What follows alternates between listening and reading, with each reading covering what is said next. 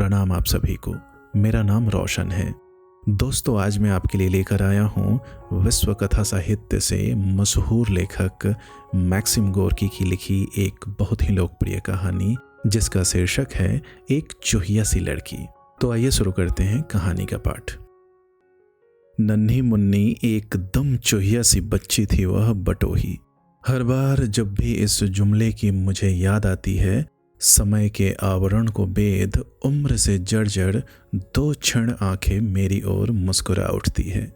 प्रेम और करुणा में पगी मीठी और कोमल मुस्कान से मुस्कुरा उठती है और मेरे कानों में दो कड़क आवाज़ें गूंजने लगती है, जो एक आवाज़ से मेरे दिल में यह बैठाने की कोशिश कर रही थी कि बहुत ही नन्ही मुन्नी एकदम चूहिया सी लड़की थी वह। और इस याद में मेरा दिल खुशी और आशा से भर जाता था। यह उन 10 माह की सबसे अच्छी यादगार है जो मैंने अपने इस देश की इतनी व्यापक तथा शोक में डूबे अपने देश की ऐड़ी बैड़ी सड़कों को नापते हुए गुजारे थे। जादोन्स्क से वोरोनेज के रास्ते पर 2 यात्रियों से मेरी मुठभेड़ हो गई, एक बूढ़े पुरुष और एक वृद्ध स्त्री। दोनों के दोनों उम्र में 100 से भी ऊपर के मालूम होते थे। बहुत ही आहिस्ता और अटक अटक कर वे चल रहे थे और सड़क की झुलसा देने वाली धूल में बहुत ही दुख के साथ उनके पांव उठ रहे थे। उनके पहनावे और उनके चेहरे से कुछ ऐसा पकड़ में न आने वाला भाव झलकता था, मानो वे काफी दूर से चीरकाल से इसी प्रकार चलते आ रहे हैं। भगवान ही पार लगाने वाला है। तोबाल्स्काया गुर्बनिया साइबेरिया का एक दूरस्थ प्रदेश, जहां जारशाही सरकार राजनीतिक कैदियों को जलावतन करती थी, से यहाँ तक पूरा रास्ता हम पैदल ही पार करते आ रहे हैं, मेरी धारणा को पुष्ट करते हुए बूढ़े ने कहा। बुढ़ी ने चलते चलते सहृदय आंखों से, उन आंखों से जिनमें कभी नीला समुद्र लहराता था, मेरी ओर देखा और एक गहरी उसांस छोड़ती हुई करुण भाव से मुस्कुराते हुए कहा, लिसाया गांव में कप फैक्ट्री से हम दोनों, मैं तथा मेरे बूढ़े भरतार चले आ रहे हैं। तब तो काफी थक गए होंगे। नहीं, बहुत नहीं, अभी भी चलने की शक्ति है। किसी तरह रेंगते हुए निकल जाएंगे, भगवान सब पार लगा देगा। क्या तुम लोगों ने कोई मान्यता मानी थी अथवा यूं ही बुढ़ापे में तीर्थ यात्रा के लिए निकल पड़े हो? हमने मान्यता मानी थी बटोही। हमने कीव तथा सोलोवकी मठों के संतों की मान्यता मानी थी। मानता, बूढ़े ने दोहराते हुए कहा और फिर अपनी संगिनी की तरफ मुड़ते हुए बोला, आओ मालकिन, यहाँ बैठकर अपने हड्डियों को जरा सुस्ता लें। ठीक है, कुछ सुस्ता लें, बूढ़ी ने कहा और हम सड़क के किनारे एक पुराने विल्लो पेड़ की छाया में बैठ गए। दिन गर्म था, आसमान में बादलों का कहीं पता नहीं था। हमारे सामने और पीछे की तरफ सड़क बल खाती हुई फैली थी और दूर गर्मी धुंधलके में गायब हो गई थी। यह एक शांत और निराली जगह थी। सड़क के दोनों ओर झुलसे हुए से राई के खेत फैले हुए थे। जमीन को इन्होंने इतना दूहा है कि उसकी कोख सूख गई है।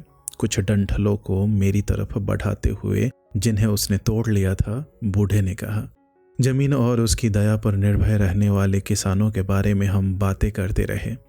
बूढ़ी हमारे बातों को सुन रही थी और रह रह कर गहरी उसांस छोड़ती जाती थी।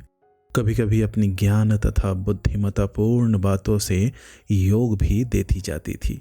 अगर वह जिंदा होती तो ऐसे खेत में अपने नन्हे हाड़ गोड़ एक करके रख देती, सहसा बूढ़ी ने कहा। राई की कुंठित चुरमुर पातों और खेत के उन गंजे स्थलों पर एक दृष्टि डालते हुए, जहां वह जरा भी नहीं उगी थी। अरे हाँ, वह अपने आप को बिल्कुल खपा देती, बूढ़े ने भी सिर हिलाते हुए कहा और वे खामोश हो गए। यह किसकी बात कर रहे हो? मैंने पूछा। बूढ़ा भोलेपन से मुस्कुराया, फिर बोला, एक मासूम लड़की की। वह हमारे घर में छोड़ दी गई थी, यूं थी वह कुलीन खानदान की। वृद्धा ने सांस छोड़ी और तब दोनों ने मेरी तरफ देखा और जैसे पहले से तय किया हो, आहिस्ता आहिस्ता और आकुल स्वर में एक साथ कह उठे, ओह, बहुत ही मासूम थी, एकदम चूहिया सी लड़की थी वह। कुछ इतने अजीब ढंग से उन्होंने यह कहा था कि इसने सीधे मेरे हृदय में घर कर लिया। इन अल्फाजों की ध्वनि लड़खड़ा कर शांत होती हुई आखिरी समय के प्रार्थना पाठ की भांति मालूम होती थी। इसके बाद वृद्ध पुरुष और बूढ़ी स्त्री ने सहसा इतनी तेजी से बोलना शुरू किया कि वे बहुत कुछ एक दूसरे के मुख से शब्दों को छीनते लपकते मालूम होते थे, और मैं जो उनके मध्य में बैठा था अपना सिर इधर से उधर और उधर से इधर घुमा रहा था। फौजी पुलिस का एक व्यक्ति हमें हमारे गांव में लाया और उसे पंचों को सौंपते हुए बोला, इसे ठिकाने से लगा दो। दूसरे अल्फाजों में, इसे किसी परिवार में रख दो, बूढ़ी ने स्पष्ट किया, और उन्होंने उसे हमारे निकट भेज दिया। ओह, यदि तुम उसे देख पाते, एकदम लाल और जाड़े से कांपती। उसे देखकर तुम्हें रोना आता था। ईश्वर की माया जो ऐसी लड़की ऐसी जगह में आई। हमने सोचा, मगर किस कारण, किस जुर्म की वजह से इन्हीं स्थानों से वह आई थी, यानी पछाह से। आते ही सर्वप्रथम हमने तंदूर की छत पर उसका आसन लगा दिया। हमारा तंदूर खूब बड़ा तथा खूब गर्म रहता था। बूढ़ी ने उसांस छोड़ी और फिर उसे खाने को दे दिया। ओह, उसका मुख हंसी से कितना खिल उठा था, और उसकी काली काली आंखें थी एकदम चूहिया जैसी। वह स्वयं ही तो चूहिया जैसी थी, गोल मटोल और चिकनी। और जब उसमें कुछ जान आई तो आंसू छलका कर बोली, धन्यवाद, बहुत बहुत शुक्रिया। और फिर किस प्रकार उसने सारे घर की सफाई की। ओह, हर वस्तु को सिर के बल खड़ा कर दिया। अपनी आंखों को सिकोड़ते हुए बूढ़ा प्रसन्नता से बोल उठा, हमारी झोंपड़ी के इर्द गिर्द गेंद की तरह उछलती फिरती, यहाँ वहाँ हर जगह, कभी इस वस्तु को संवारती, कभी उसी चीज को ठीक से लगाती। ओह ये नांद, वह बोली, इसे तो बाहर सुअर घर में जाना चाहिए। और सुअरों को नहलाने धुलाने की नांद स्वयं उठाकर ले चली, और पांव जो फिसला तो धम, बाहें कंधों तक अंदर। बाप रे बाप, क्या दृश्य था वह भी। और दोनों इतने हंसे कि खांसते खांसते आंखों से पानी छलक आए। तब आंसुओं को पोंछते हुए उन्होंने हंसना बंद किया। और सुअरों की बात, ओह, सीधे उनकी मुंह पर चुंबन जड़ दी। सुअरों को भी बाहर रखो, वह बोली, घर के अंदर उनके लिए जगह नहीं है। पूरे 7 रोज तक वह सब कुछ ठीक ठाक करती रही। हम दोनों को भी उसने काफ़ी जोता, हंसती चिल्लाती और अपने छोटे छोटे पैर पटकती, और फिर एकाएक खामोश और गंभीर, जैसे उसकी जान निकलने वाली हो, आंसुओं की धार बहाती और चीखती जैसे उसका मन ही टूट गया, और इसके इर्द गिर्द मंडराती कि हाय भगवान, यह क्या हो गया। बड़ी अजीब बात थी, और मैं स्वयं भी रोने लगती, यह जाने बिना ही कि क्यों रो रही हूँ। और मैं अपनी बाहें उसके गले में डाल देती, और इस प्रकार दोनों रो रो कर अपनी आंखें मोटी कर लेती। और यह हकीकत ही था। आखिर वह अभी एक छोटी सी लड़की ही तो थी, और हम दोनों एकाकी थे। हमारा एक पुत्र फौज में चला गया था और दूसरा पुत्र सोने की खानों में, और वह सिर्फ 17 साल की थी। 17? उसे कोई देखता तो 12 से ज़्यादा कभी न बताता। बस इतनी हद न करो, 12 बताकर तुमने तो हद कर दी। तो तुम क्या उसे अधिक की कहोगी? बोलो, कहो ना। कहूँगी क्यों नहीं। वह एक छोटा पका हुआ फल थी, और जहाँ तक उसके इतने छोटे होने का ताल्लुक है, सो इसके लिए उसे क्या दोष दिया जा सकता है। और मैं क्या इसे उसकी कमी बता रहा हूँ? नहीं, तुम इसे गलती नहीं बताते। वृद्धा ने भले स्वभाव से स्वीकार किया। झगड़ा समाप्त होने पर दोनों चुप हो गए। और उसके पश्चात क्या हुआ, मैंने पूछा। उसके पश्चात कुछ नहीं हुआ बटोही, वृद्ध ने उसांस छोड़ी। वह मर गई, अग्नि ज्वर से मर गई। और बूढ़ी के झुर्रियोंदार गालों के ऊपर से 2 आंसू लुढ़क आए। वह मर गई बटोही। हमारे साथ वह सिर्फ 2 साल रही। गांव में सभी उससे परिचित थे, गांव के ही क्यों, और भी बहुत से उसे जानते थे। वह पढ़ी लिखी थी और पंचों के साथ परिषद में बैठती थी। कभी कभी वह तेज बोलती, मगर कोई बुरा न मानता। वह बहुत चतुर थी। आह, असल चीज तो उसका हृदय था। उसका हृदय फरिश्ते का हृदय था। उसके दिल में हमारी मुसीबतों के लिए जगह थी, और वह उन सब को स्वयं अपने कंधों पर ओट लेती थी। वह पूरी मेम थी, जैसे कि नगर में होती है। मखमली जैकेट, फीते और खड़ी एड़ी के जूते, और वह किताबें आदि सभी कुछ पढ़ती थी। मगर फिर भी हम किसानों को वह कितना समझती थी। हमारी हर बात से वह जानकारी रखती थी। कुछ भी ऐसा न था जो वह न जानती हो। यह सब तुमने कहाँ से सीखा मुनिया? अरे यह सब किताबों में लिखा है, वह उत्तर देती। सुना तुमने? लेकिन यह सब जहमत उसने क्यों उठाई? वह विवाह करती, मेम साहब बनकर रहती, बजाय इसके उन्होंने उसे यहाँ भिजवा दिया और वह मर गई। जब वह सबको सीख देती तो हमें बड़ी हंसी आती। छोटी इतनी कि बिल्कुल चुहिया और भारी भरकम मुंह बनाकर हर एक को सीख देती। तुम्हें यह नहीं करना चाहिए, तुम्हें वह नहीं करना चाहिए। ओह, उसके पास तो विद्या थी, इसमें कोई संदेह नहीं। और हर चीज के विषय में, हर आदमी के बारे में कितनी परेशान वह होती थी। अगर कोई बीमार पड़ता वह फौरन उसे ठीक करने पहुंच जाती। जब वह मरी तो उसका दिमाग भटक गया। रह रह कर बड़ी बेचैनी के साथ वह यही एक रट लगा रही थी। मामा मामा। हमने पादरी को बुला भेजा, सोचा शायद वह उसे लौटा लाए, किंतु वह क्या रुकने वाली थी? वह चली गई।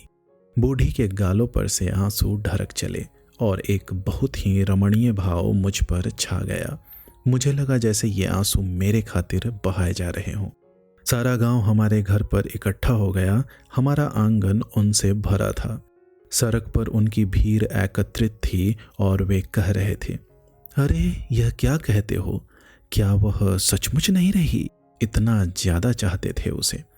ओह, ऐसी लड़की भला और कहाँ मिलेगी? बुढ़े ने आह भरी। जब वह दफनाई गई पूरा गांव मौजूद था। स्रोवटाइड के समय तब उसके 40 दिन पूरे हो गए और हमने सोचा उसकी रूह की शांति के लिए क्यों ना एक तीर्थ यात्रा कर ली जाए, तथा पड़ोसियों ने भी कहा कि सच क्यों ना एक तीर्थ यात्रा कर ली जाए। जाओ, वह बोले, तुम स्वतंत्र हो, कामकाज का कोई बंधन भी तुम्हें नहीं बांधे है, शायद तुम्हारी प्रार्थनाओं का उसे फायदा पहुँचे। सो हम चल दिए। तो उसके लिए ही तुम इस तीर्थ यात्रा पर निकल पड़े हो? मैंने पूछा। उसके लिए? उस फरिश्ते के लिए।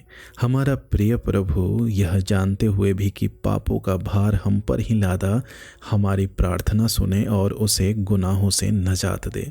लेंट के पहले सप्ताह में हम चल निकले। मंगलवार था उस रोज। उसके लिए? मैंने फिर दोहराया। हाँ, उसके लिए ही बटोही, बूढ़े ने कहा। मैं बार बार उनके मुख से सुनना चाहता था कि ठीक उसी लड़की की आत्मा की शांति के लिए वे हजारों मील का यह सफ़र कर रहे हैं। यह एक इतनी अजीब बात थी कि उस पर विश्वास नहीं होता था। केवल उसके लिए, काली आंखों वाली उस मासूम सी लड़की के लिए उन्होंने यह अजीब काम किया। अपने हृदय को इस बात का यकीन दिलाने के लिए मैं इतना फिक्रमंद हो उठा कि मैंने अन्य कितने ही प्रकार के संभव कारणों की ओर इशारा किया, मगर अत्यंत भारी संतोष के साथ उन्होंने मुझे विश्वास करा दिया कि अलावा इसके अन्य कोई कारण उनकी यात्रा के पीछे नहीं था। और यह समूचा मार्ग क्या सचमुच तुम लोगों ने पैदल ही तय किया है? नहीं भाई, रास्ते में हमने सवारी का भी सहारा लिया।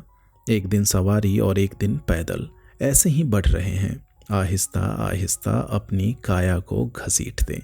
उम्र इतनी ज़्यादा है कि सारा रास्ता पैदल काटते नहीं बनता। भगवान साक्षी हैं कि हम कितने बूढ़े हो गए हैं। अगर हम उसके पैरों से चलते होते तो फिर क्या कहना था।